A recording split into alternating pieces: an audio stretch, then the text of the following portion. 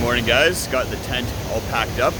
I had a lot of condensation, a lot of rain on the outside, so I used a little cloth to wipe that all down before packing the tent up. That way I'm carrying less water weight, and then when I go to set the tent up later today, then it's not just still covered in moisture and wetness. So little hack for you there. It takes an extra 5 minutes, but I think it's 100% worth it. I had one of the best sleeps that I've ever had on the GDT so far. I just went to bed at 8 o'clock, woke up at 6:30, slept like a baby basically the entire night, and was nice and toasty warm, so that was awesome. And yeah, met some really nice people yesterday. We all went to bed really early because we were all kind of cold and tired, but it was, yeah, good little morale booster, and it was really good to have them here. It would have been a really tough night otherwise, and I probably would have woken up with my morale a little bit down still. I've just grabbed my bear bag here. We'll go finish packing up and then hit the trail. So I'm just on approach to Howse Pass.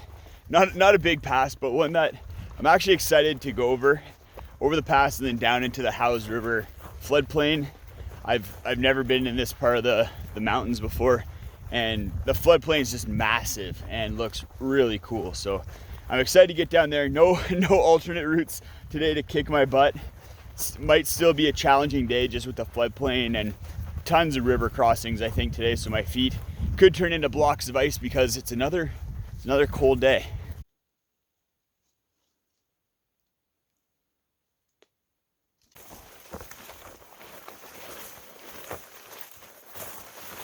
So I just hit Howse Pass.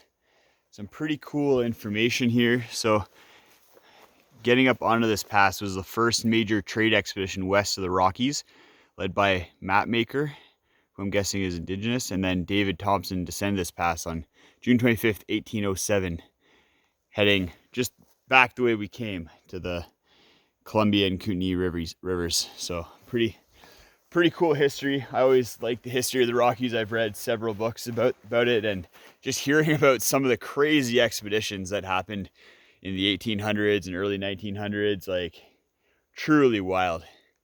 Like I consider this trip to be a wild trip, but I'm doing it with a DCF tent and like super crazy technology in my sleeping pad. They're just trudging through the forest with horses and canvas tents. Pretty crazy to think about, and definitely neat just to kind of like take in standing here, being where that happened 200 years ago. First street crossing of the day.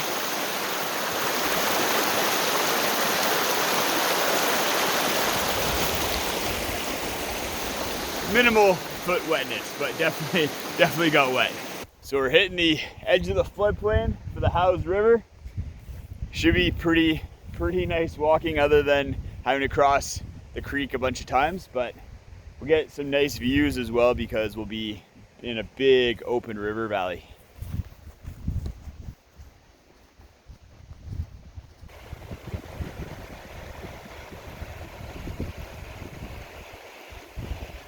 This is really cool, walking along this floodplain. Easy walking, beautiful views, pretty special.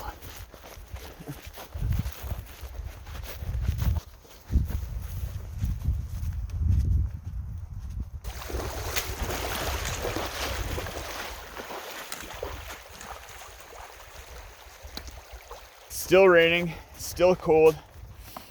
It's got me a little bit worried because tomorrow we're heading up to the highest elevation of the entire Great Divide Trail, as well as camping at, I think, the highest campsite of the trip for me. So there's good potential for there to be snow up there. I've been looking around at the mountains and there's snow on a lot of peaks this morning.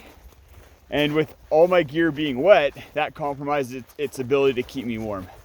Normally, if it was dry, I wouldn't have a problem with probably as cold of temperatures as it can get this time of year, even though it is Canada and does get well below freezing sometimes. But with wet gear, it just kind of makes things a bit more challenging and it has me a little bit worried. But today's a nice day, actually, considering the rain. I'm having fun, enjoying this river and floodplain. Something about being next to water just rejuvenates the soul.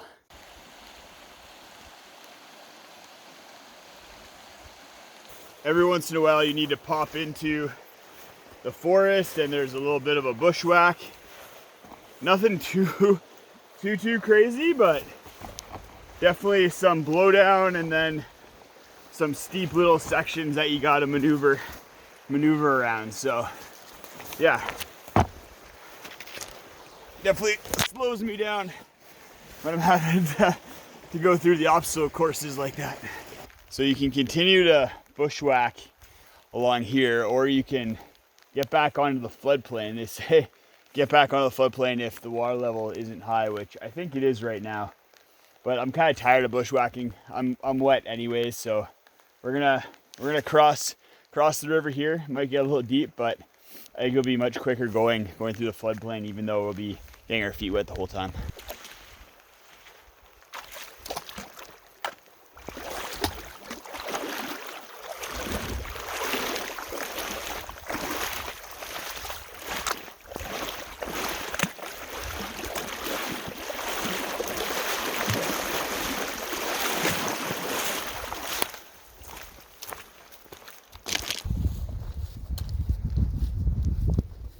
Getting close to where we're going to be getting out of the floodplain, and one last big river crossing I think here. Oh, let's see how deep this gets. Not too bad. It was really nice being able to walk through the floodplain. Pretty relaxing. And made some good time. So next stop, the highway and Saskatchewan Crossing Resort, where I have some resupply waiting for me.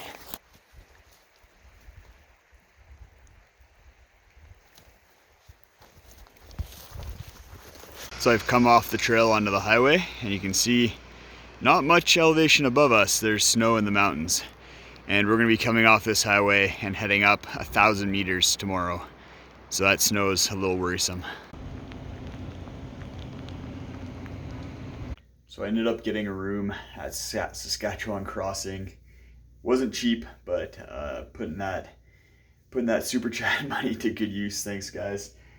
I had a really long hot shower and bath. I was frozen. I didn't realize how cold I was until I tried to write down all my information for guest services, and my writing was absolutely terrible because my hands are so cold. So I think smart decision to get a room, especially dry everything off, because I was talking with somebody, and more north past Jasper, there's a foot of snow at around the 2,000 meter elevation level, and I'm going to be hitting 2,500 meters and more tomorrow. That is the plan, which has me thinking, like there's a foot of snow at 2,000.